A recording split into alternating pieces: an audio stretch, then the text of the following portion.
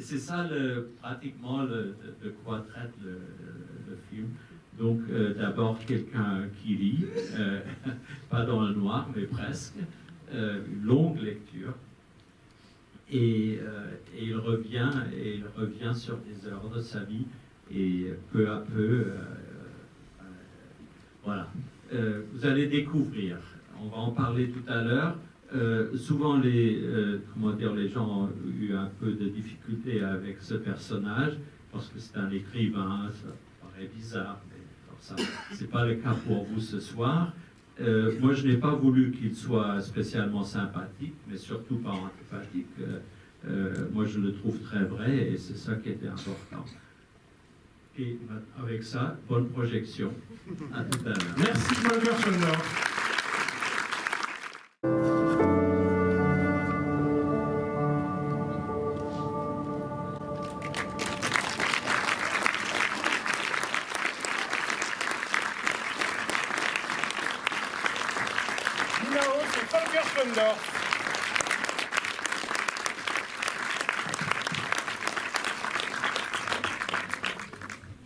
Merci beaucoup à tous les deux d'être là. Je vais commencer par une petite anecdote.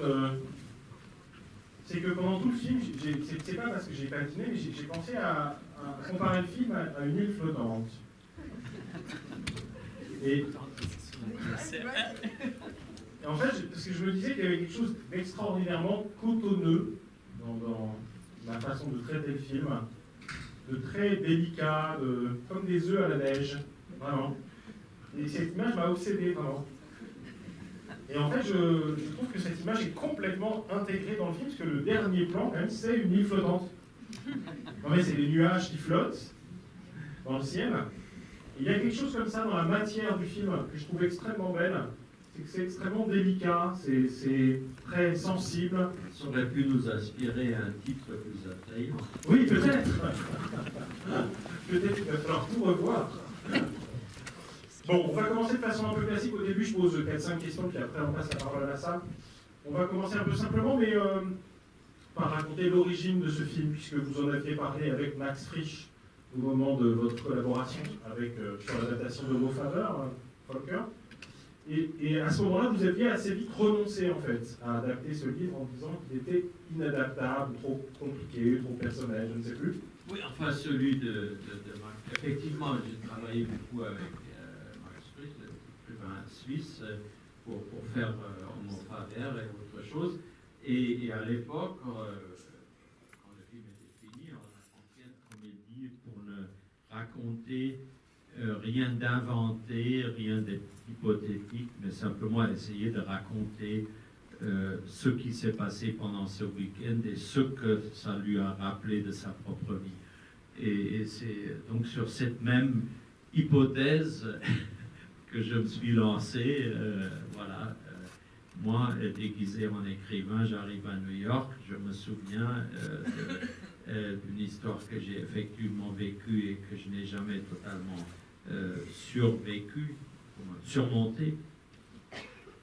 Sauf que grâce à Nina Hoss, j'ai oublié tous les grands amours passés. Rien que ça, sans blague. Alors, on va mettre les pieds tout de suite dans le plat, si j'ose dire, pour filer la métaphore Philippe. J'aurais dû dîner avant de venir. Dans les entretiens que vous avez donnés au moment du festival de Berlin, puisque le film était en compétition à Berlin, il y a un entretien assez épatant sur Arte et un autre sur France Culture, qui sont toujours accessibles, vous évoquez le fait que dans un des chapitres du livre qui sera en vente grâce à Folie d'encre à la sortie de cette salle, de votre autobiographie, il y a une partie de l'histoire qui a nourri l'adaptation et qui vous est arrivé à vous. Donc, est-ce qu'on peut, là, maintenant, savoir la part d'autobiographie qui est venue se greffer pour rendre cette adaptation faisable? Ben, ça supposerait que les mémoires qui sont en vente soient vraies. Oui. En les écrivant, je me suis aperçu, enfin j'ai écrit pendant 1 an, et je crois que c'est ce que j'ai fait de mieux, seulement je ne pouvais pas le faire avant d'avoir fait 30 films. Chaque fois que j'écrivais moi, ich en allemand, c'était en fait quelqu'un d'autre, c'était un personnage. Voilà. rien, je veux dire, rien d'autobiographique qu'on peut mettre dans un film ou dans un roman ne l'est jamais comme ça, littéralement, un à un. Il faut, je veux dire, même le journal le plus sincère fait encore de la littérature. Et d'ailleurs, ça n'a aucun intérêt pour qui que ce soit, sauf que pour moi, si ça correspond exactement à ce que j'ai vécu ou ressenti à ce moment-là. Mais c'est intéressant quand on arrive à travailler avec les acteurs, où en général, on se demande, mais comment cette phrase doit être dite, comment traiter cette situation-là. Pour une fois, en tant que réalisateur, vous n'avez pas de doute, puisque vous savez exactement, c'est comme ça que ça s'est passé, et c'est comme ça que la phrase a été dite. Ça donne beaucoup d'assurance.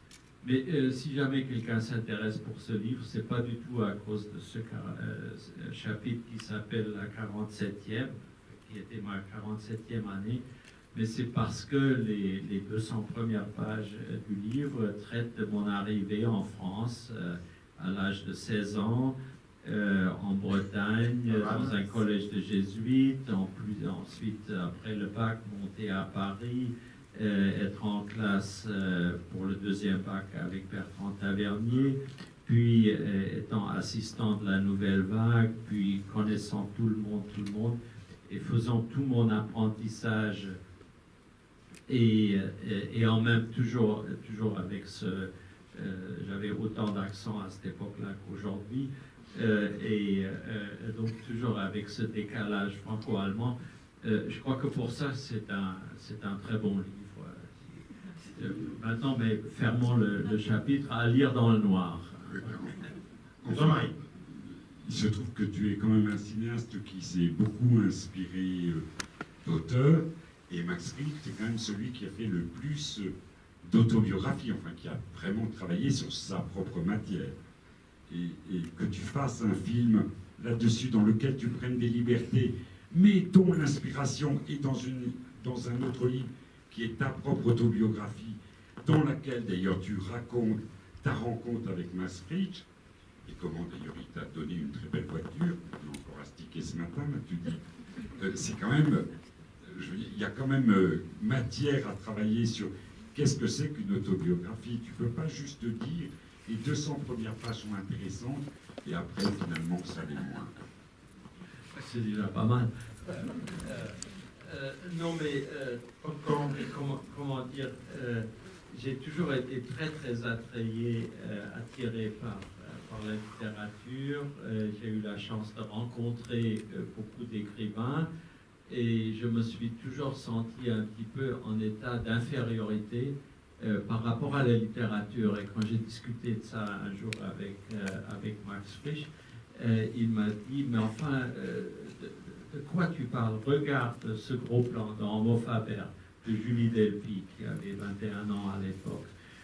Combien de pages faudrait-il que j'écrive pour rendre l'effet de ce gros plan? Donc, le cinéma aussi, comment dire, a ses atouts et a ses moyens. Aujourd'hui, c'est plutôt dans le cinéma vraiment le travail avec les acteurs qui m'intéresse plus que le rapport à la littérature. Il y a quelque chose comment dire, que j'ai découvert en adaptant les livres, en travaillant avec les écrivains. J'ai toujours cherché le contact des écrivains, en tout cas tant qu'ils étaient en vie.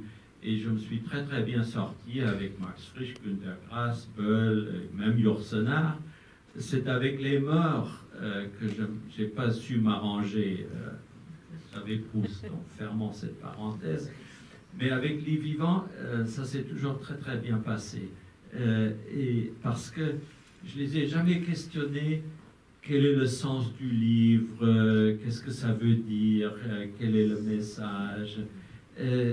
J'ai toujours commencé par demander, mais comment vous en êtes venu à écrire ce livre?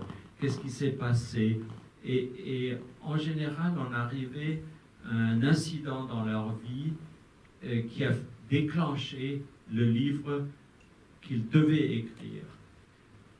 Et quand après avoir fait l'adaptation, le scénario et tout ça, et qu'on se retrouve avec les comédiens à lire le texte, il y a invariablement, ou inévitablement presque, une scène qui arrive où les poils se dressent, et tout le monde, et il y a comme quelque chose de particulier qui se passe. Et en général, c'est la scène qui a déclenché le livre. Je ne suis pas très spiritiste ou autre, mais je me demande quand même, qu'est-ce qui se passe? Un écrivain vit quelque chose. Il l'écrit sur papier, encre, machin. C'est imprimé.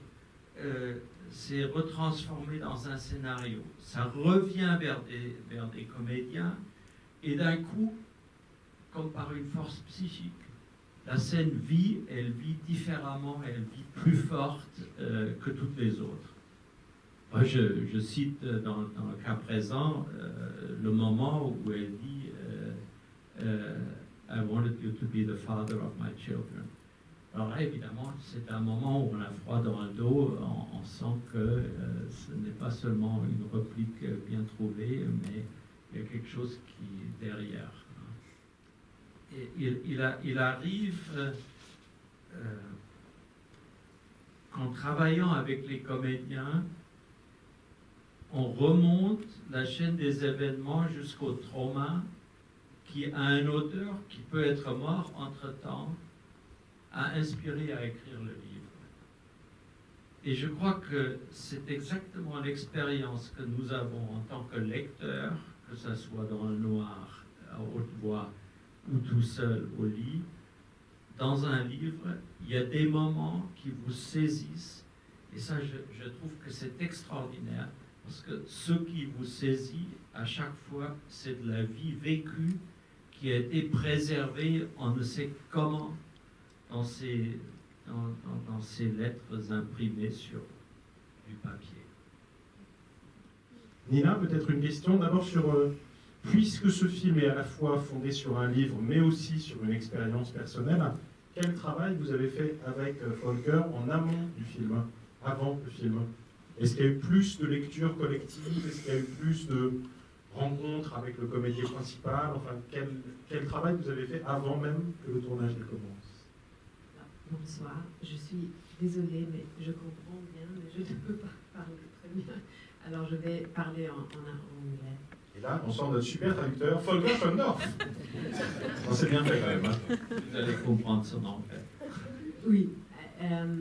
Well, what did we do? We met, which was quite a luxury situation, I think, that we had the chance over a whole year, I think. 8 months. 8 months before we started shooting the film. Donc pendant 8 mois, on s'est rencontrés avant de commencer à tourner. And we had just, you know, we got to get to know each other, which was very, you know, it was like before you started to get into character, you created a situation where you feel very comfortable, very comforted, and very free to,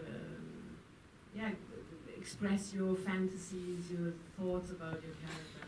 Donc pendant des week-ends sur 8 mois, on s'est retrouvés avec Stellan, et c'était pas tellement pour lire le texte, mais c'est d'abord pour faire connaissance les uns avec les autres, puis de lire le texte. Et lire le texte, c'est une façon aussi de se connaître, si bien que quand on a finalement commencé à tourner, on avait l'impression qu'on avait déjà vécu une histoire ensemble, ce qui était quand même essentiel dans ce cas. Yes. More or less. That's a tricky if the director translates you. Yes. Une libre traduction. Yes. Well, to me it was very special that we had this you know, you meet again, you go and do other projects, and then you meet again on a weekend, and you go back again to your other projects. And somehow this character evolves in you, and it has its time, and that was a very special situation for me. to get to But know the I actor. remember that the first condition you said when we met and you had just read the script, you said, I want her to keep a mystery, that she remains mysterious. Hein. Ça, elle a beaucoup insisté après avoir lu le scénario. Elle dit, je veux jouer ce personnage, mais je veux que ce personnage garde un mystère. Because when we met, the more we talked about it, the more you wanted to put in the script. To Moi, je voulais lui expliquer why- le personnage. Toujours le même défaut qu'ont tous les réalisateurs. Vous ne pouvez pas expliquer un personnage à un acteur. Il faut que l'acteur le sente. Alors, avant de passer la parole à ça, je veux bien qu'on entre un peu plus dans le film. Parce que sa beauté, pour moi, elle est liée à des virages. Enfin, il y a des moments où le film bascule et des moments où il surprend, alors qu'il pourrait être... il travaille aussi sur le déjà-vu, pour le coup. Enfin, pour les personnages, mais aussi pour les spectateurs. C'est une sorte de comédie romantique, si on essaye de le classer. Je dis comédie parce qu'il y a des choses drôles pendant la première partie, l'écharpe, le nom des chats, tout ça, qui ont très bien marché d'ailleurs dans la salle. Et puis il y a un moment, le film prend un premier virage parce que tout à coup, il y a quelque chose de plus tragique, vraiment tragique, qui est l'impossibilité de synchroniser les temporalités des deux personnages. Et en fait, moi, ce que j'aime beaucoup, c'est que vous paraissiez soucieux tout à l'heure de est-ce que vous allez aimer mon personnage principal ou pas, Stellan. Voilà.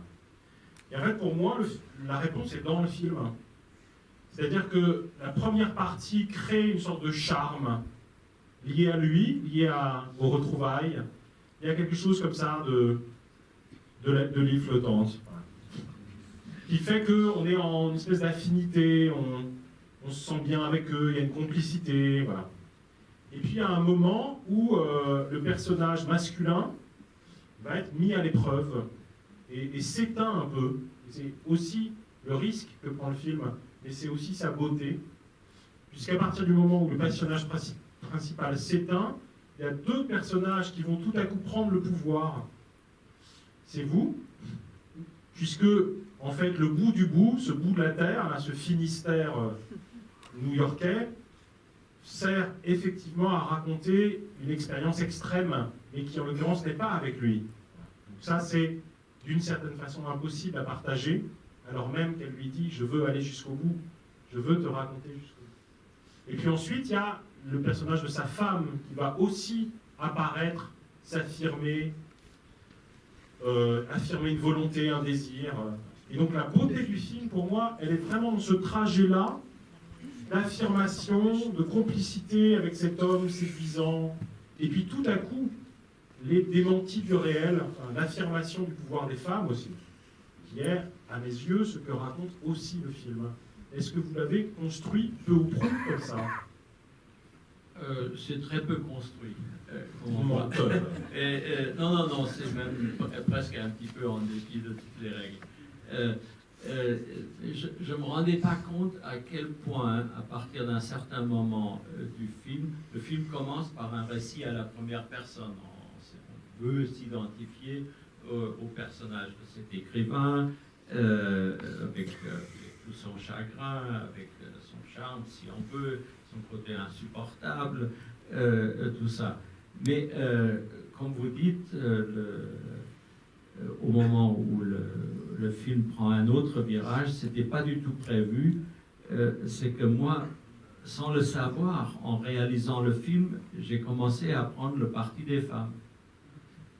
Et d'abord d'elle, et puis ensuite, surtout, de l'autre, de Clara, de Susan Wolf, quand il revient, où on croit maintenant c'est la mégère qui va lui faire une scène, et ben c'est pas ça du tout. Elle s'en sort avec beaucoup de grandeur. Et finalement, c'est elle, les trois personnages, qui a le plus d'avenir. Lui, il est complètement défait. Rebecca reste enfermée dans le glacier de son deuil. Et Clara, finalement, un peu avec pas mal d'esbroufs, on sait qu'elle va s'en sortir. Mais ça, c'était pas vraiment écrit dans le scénario, ça s'est trouvé dans la dynamique du tournage en travaillant avec les acteurs. Quelles sont les scènes qui ont bougé entre l'écriture du scénario et le tournage au point Non, tout est à ce écrit point-là. tel quel, c'est une façon de comment c'est présenté et comment c'est filmé, pas changer un mot de dialogue. C'est d'un coup, qu'on le veuille ou non, quand on est devant la situation, votre émotion et votre sympathie, elles passent ailleurs. Et c'est ce qui s'est passé là, et c'est pour ça que pour moi, qui suis habitué à adapter des œuvres littéraires où tous ces changements sont bien incorporés dans le texte, je me suis trouvé avec un canevas qui n'était pas écrit par un grand écrivain. Et donc je n'ai découvert mon point de vue qu'en tournant le film et en le montant ensuite. Qui veut poser la première question? Surtout, je veux dire, j'ai découvert quel fou j'ai été et quel goujat. Ouais. Ça, il faut le voir pour le croire. Il y a un réalisateur suisse d'origine italienne qui s'appelle Richard Dindo, qui a fait un film qui s'appelle Max Frisch 1-3. J'aimerais bien savoir si vous avez vu ce film, un documentaire, et quelle influence peut-être il a eu sur vous. Et pour la comédienne, comment vous vous êtes senti par rapport à, disons, à la manière d'être dirigé par Volker? Est-ce que vous avez trouvé, vous avez composé beaucoup, ou vous avez fait l'écart était trop grand, ou vraiment vous avez fait avec votre savoir-faire? Je ne suis pas très sûr d'avoir compris. Vous faites référence au film documentaire qui a été fait sur Max Frisch en utilisant des... je ne sais pas de l'auteur parce que j'ai dû le voir il y a 25 ans. En utilisant des films 8 mm que Max Frisch lui-même avait tourné. Oui, j'ai vu le film à l'époque. Les comédiens ne l'ont pas vu parce que nous ne l'avons pas retrouvé. Alors, certainement, il a dû m'influencer, mais je ne peux pas mettre le point dessus. C'est les influences qu'on reçoit et dont on se souvient. Mais en tout cas, il m'a influencé dans ce sens que je me suis dit, je ne peux pas faire un film sur l'écrivain Max Frisch. Parce que là, il existe déjà un documentaire, je veux dire, qu'on ne peut pas surpasser, puisqu'il contenait Max Frisch lui-même a tourné en 8 mm son week-end à Montauk. Ça, évidemment, ce serait de mettre la barre un peu haute. Et la deuxième partie de question, c'était pour Nina, oui. Pour savoir comment il dirige, comment Volker travaille, comment c'est d'être dirigé par Volker Schnandorf. I think, it's kind of, that's what I said before, that I have the feeling Volker is amazing in creating this carpet of trust and confidence. And since he was so sure of the story, and since it had autobiographic moments in it, which I didn't want to know too much about, because I wasn't too interested in the reality in it, because we all three together wanted to create something new out of all of these elements. I had the feeling I could come every day on set and just feel what's there and surprise him.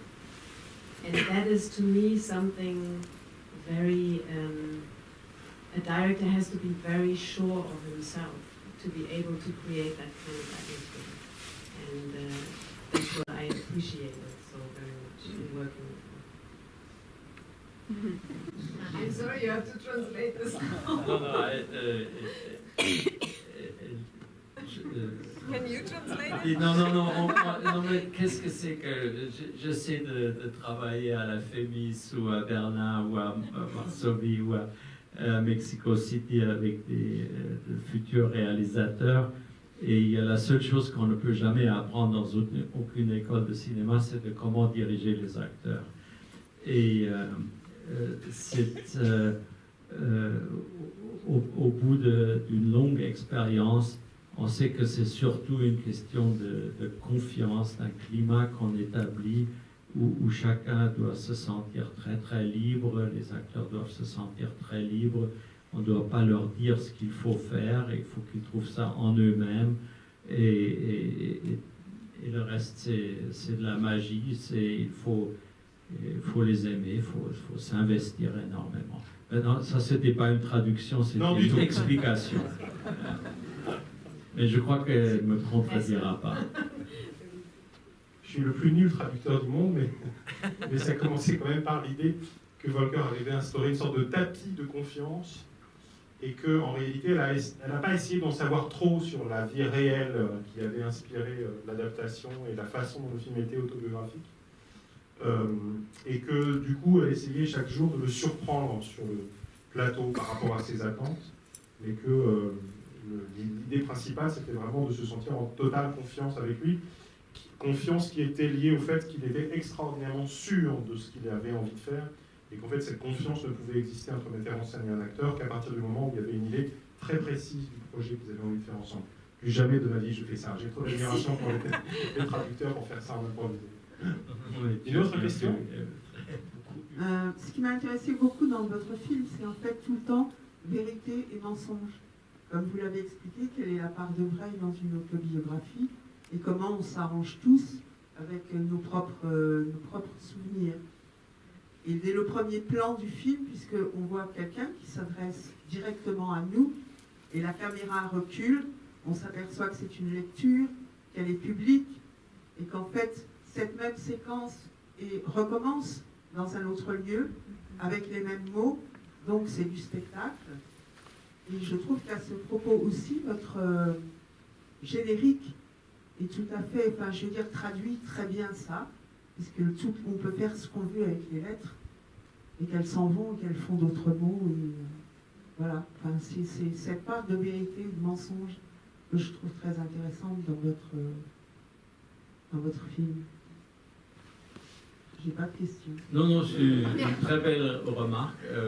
Heureusement pas une question, mais je suis tout à fait d'accord pour dire que même moi souvent, j'essaie d'être sincère, mais sad sincerity, je ne sais pas très bien différencier les mensonges souvent de la vérité. Parce que quand on travaille avec la fiction, que ce soit menti ou réel, c'est la même chose.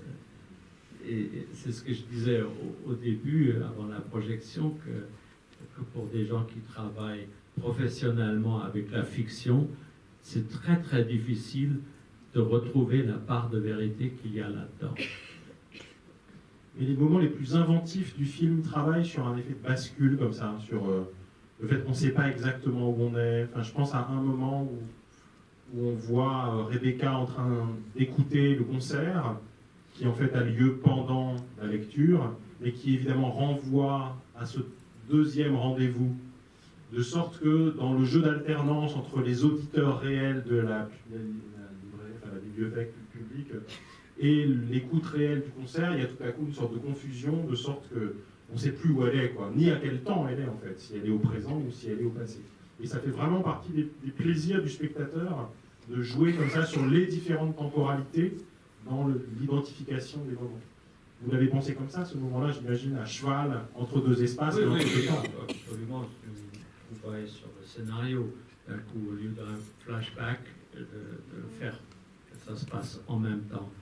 Mais il y a, dans tout ce qui semble être un jeu de la fiction, du mensonge et tout ça, reste quand même une réalité que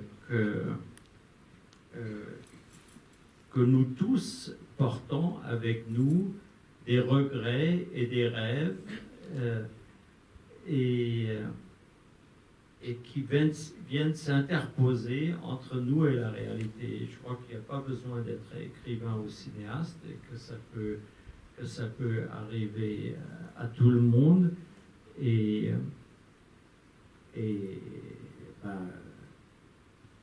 que c'est terrible combien dans chaque vie il y a de vies manquées.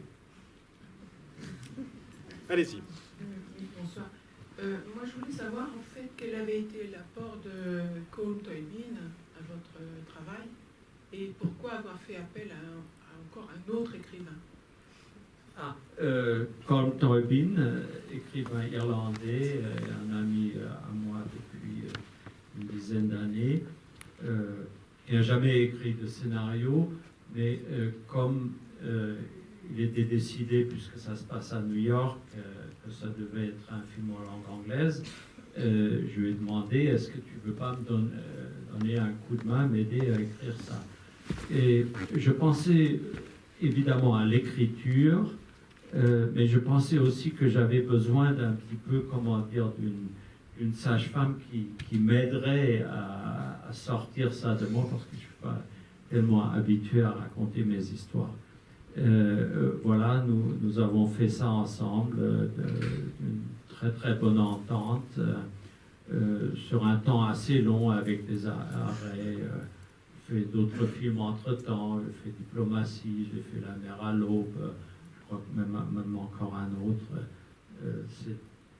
Et c'est toujours en dialoguant avec Colm Tóibín que finalement ça s'est trouvé comme ça. Et le texte du roman que l'écrivain lit, n'était pas au départ prévu dans le scénario, mais un jour il m'a donné comme un synopsis de ce qu'on allait faire. J'ai dit, ben, c'est tellement beau, il faudrait faire lire ça simplement droit dans la caméra.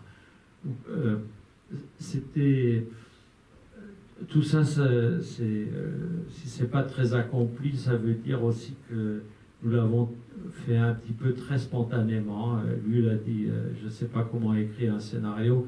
Et j'ai dit, moi je devrais le savoir, mais il suffit que tu écrives quelque chose qui est vrai, et moi je réagis. Voilà.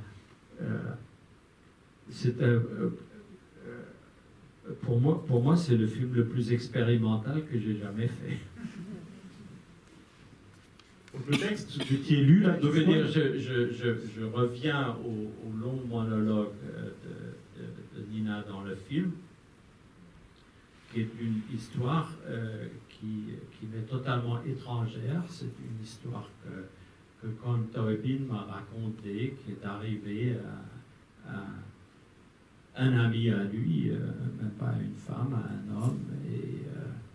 Et j'ai trouvé ça tellement beau, et j'ai dit, pourquoi tu ne l'écris pas? Parce que ça serait parfaitement ce qui aurait pu arriver à Rebecca pendant tout le temps que Max ne s'est pas occupé d'elle, et qui va lui faire découvrir d'un coup que lui, il croit qu'il était l'homme important dans la vie de cette femme. Eh ben non, dans la vie de cette femme, il y a eu quelqu'un d'autre, et elle a vécu autre chose. Et c'est pour ça qu'on ne peut pas, comment dire, renouer avec le passé. En fait, c'est le moment où le film résonne avec un film qui vient de sortir, qui s'appelle Les fantômes d'Ismaël d'Arnaud Desplechin. Il y a vraiment aussi cette question-là de est-ce que l'amour peut revenir 10 ans après, et qu'est-ce qu'il a vécu entre-temps. Oui, moi, plus que les histoires de mensonges ou de vérité, moi, ce qui m'a frappé, c'est comment cet homme est bloqué dans le passé, alors que les femmes sont en prise avec la réalité, elles construisent des vies très, très concrètes. Voilà, donc ça m'a beaucoup marqué. Mais au-delà de ça, ce que je voudrais savoir maintenant, c'est qu'est-ce que vous préparez maintenant tous les deux? Qu'est-ce que vous êtes en train de construire?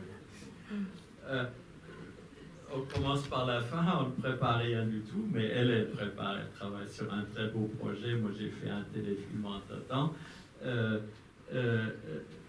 Sinon, votre question est très très juste. Moi, j'ai vraiment voulu insister de montrer combien gagne la petite, où est-ce qu'elle vit, combien coûte cet appartement, l'autre, et puis contre ça, l'avocate très riche, elle a gagné de ses propres mains.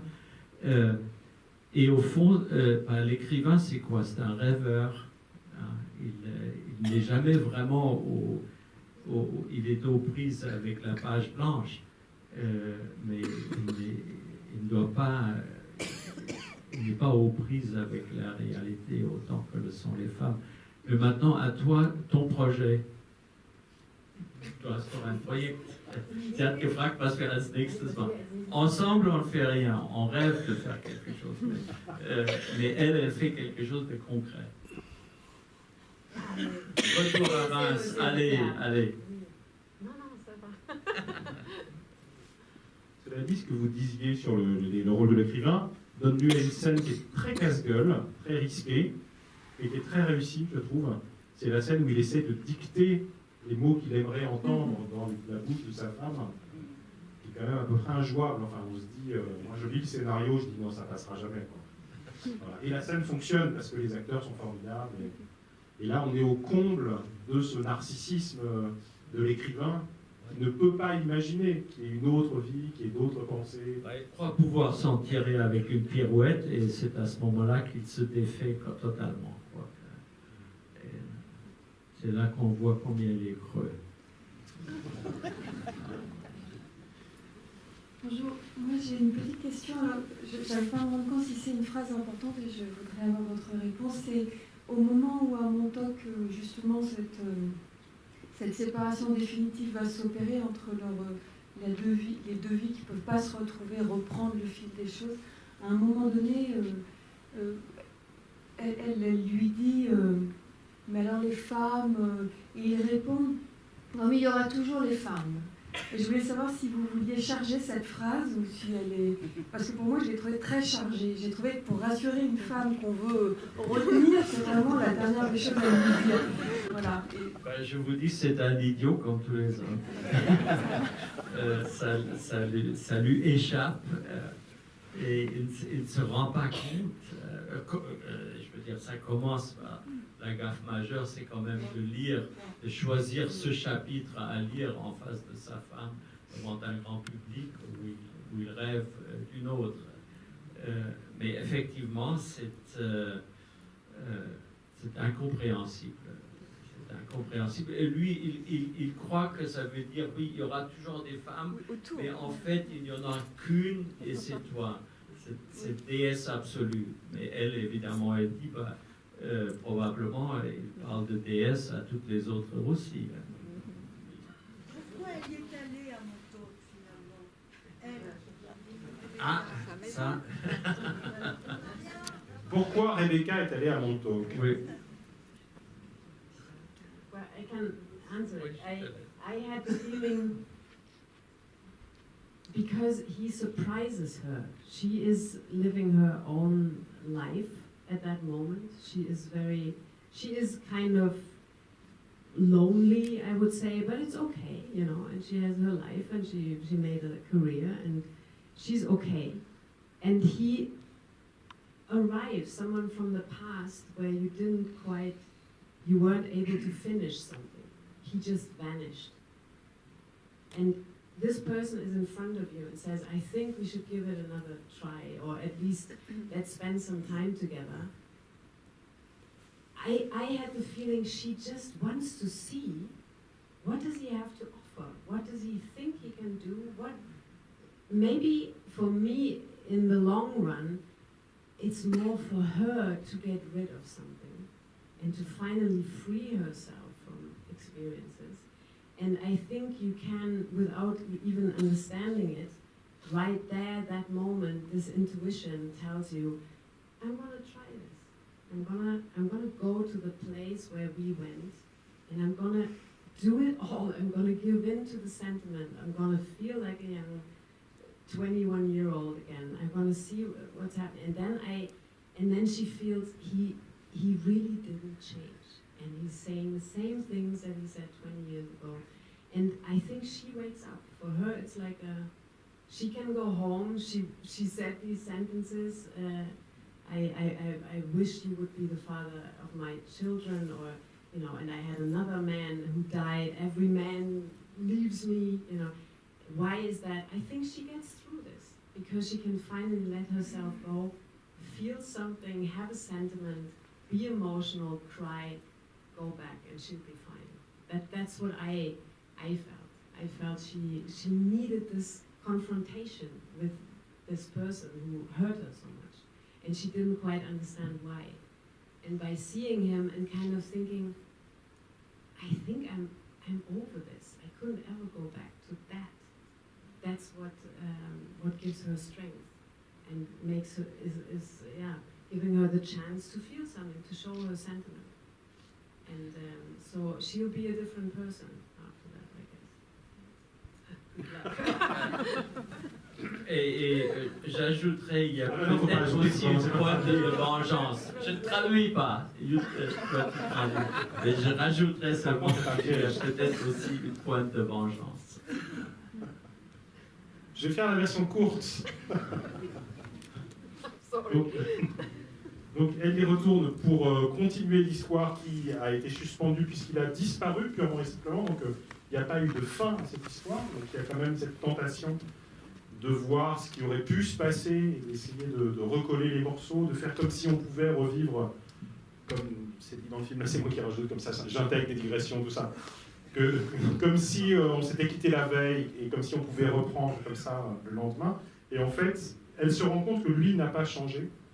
Il lui répète les mêmes phrases que 20 ans plus tôt, et de sorte que c'est le moment où elle réalise que ça n'est absolument pas possible, qu'effectivement ils ne peuvent plus rien vivre ensemble, et du coup ça aide son personnage à se libérer de cette histoire, j'ajouterais presque, et peut-être de la suivante en fait. C'est-à-dire qu'il y a une façon aussi de se réconcilier avec sa propre vie, qui fait que tout à coup, même la question du deuil peut être dépassée par cette espèce d'électrochoc qui est l'impossibilité de faire marche arrière. Je pense que le film raconte aussi un peu ça.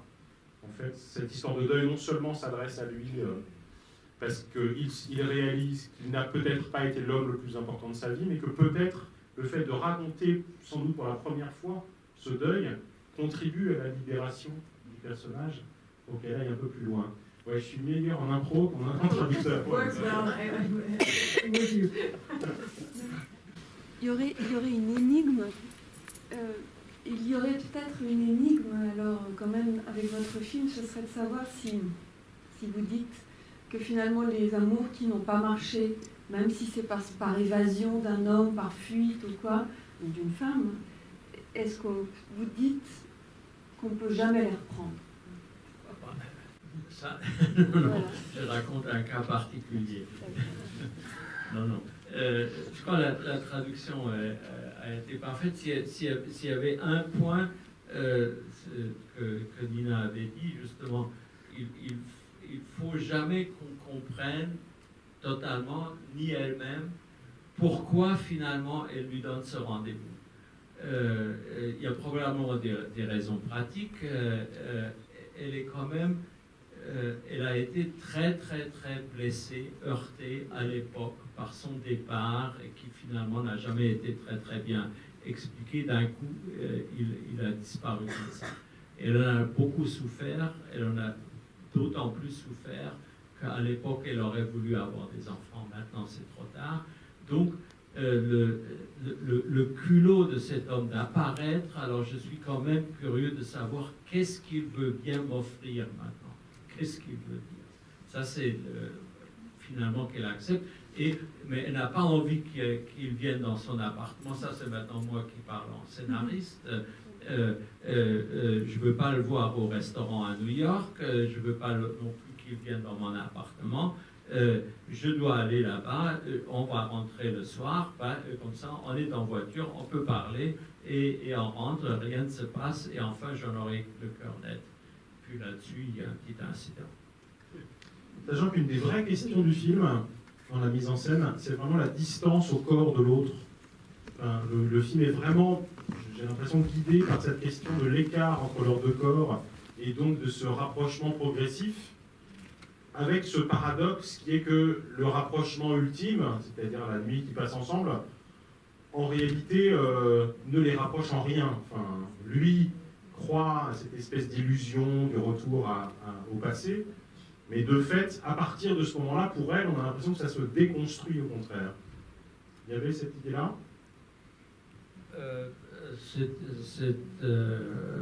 C'est pas explicable. Ce n'est même pas physique, ce n'est pas sensuel. Ça se termine par deux regards où on ne sait pas est-ce que ces regards se rencontrent ou chacun regarde pour lui-même. Très beau champ contre champ. Ouais. Pour moi, c'est mystère et boule de bain. Dernière question, après je passe la parole à Lassa pour la toute dernière. Il y a un petit twist à la fin aussi, qui est de retrouver Nils Arestrup qu'on avait vu au début du film. J'ajoute au passage qu'il est né à Montreuil, c'est un détail. Et donc de le retrouver... Ça reste trop est le hareng rouge du film. Oui, c'est ça. Il ne faut pas lui dire ça. C'est-à-dire c'est un gimmick, on a besoin de quelqu'un qu'ils aient connu, qui puisse les ramener, et qui raconte un tout petit peu une évocation. Ouais. Alors il sert à ça pour ramener du passé, pour faire le lien entre les personnages, mais aussi pour amener la thématique de cet art qui disparaît, et donc en l'occurrence du fait d'assumer que l'art meurt avec lui. À quoi sert cette petite digression finale qui met en perspective la question du souvenir, la question de l'oubli? Elle sert surtout à donner une bonne sortie à Clara, hein, qui refuse et qui le renvoie avec ses balivernes. Et aussi qu'à ce moment-là, Max ne peut pas prendre le tableau, quand même, il se dégonfle. Oui, c'est un showdown. Bonsoir. D'abord, je vous dis, j'ai beaucoup aimé ce film. Et je suis étonnée que dans tout le débat, vous n'avez jamais évoqué le tout début du film, parce qu'il me semble que, en fait, il résume un peu tout ce qui va se passer. Quand il se sépare dans la voiture, quand même, elle pleure. Vous pleurez beaucoup. Donc c'est un ratage. C'est quand même... de même qu'au début du film, il y a quelque chose qui se rate et qui fait qu'effectivement cet homme peut-être reste creux et ne peut pas dépasser certaines choses. C'est que quand il est tout content d'amener à son père un livre que apparemment, si j'ai bien compris, il n'avait pas lu, dont le titre est, je ne me rappelle plus. Oui, On What Matters, ce qui est important. Voilà, ce qui est important. Un philosophe anglais plus ou moins obscur, mais enfin, en même temps, plus ou moins peut-être, connu. mais à ce moment-là, ce qu'on attend quand même, enfin, ce que j'attendais, c'est que le père lui dise enfin dans sa vie, toi tu étais important et je regrette de ne pas avoir vécu avec toi certaines choses, etc. Et déjà, on a tout le film là, qui se résume. Hein, enfin, il me semble. C'est curieux parce que vous n'en avez jamais parlé dans le débat. Non, mais c'est bien pour ça que le texte est là. Effectivement, on annonce la couleur. Et d'ailleurs, quand je dis que le personnage est creux ou se comporte comme un fou, comme un stupide, comme un niais, comme un goujat, ça n'empêche pas pour moi qu'il souffre. Bien sûr. Les goujats souffrent. Ça, c'est une conclusion. Hein. On n'avait pas encore fait ça.